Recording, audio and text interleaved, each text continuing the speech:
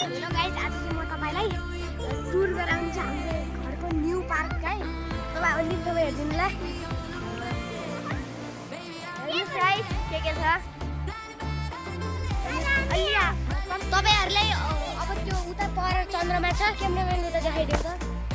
पर चन्द्रमा छ, तपाईले देखाउँछन् नजिक गएर जाम जाम। हामीहरु हेर्नुस् गाइस देखाउँछन्। नजिक जान्छौँ। अनि आज पनि खाइसक्यौँ। गाइस अब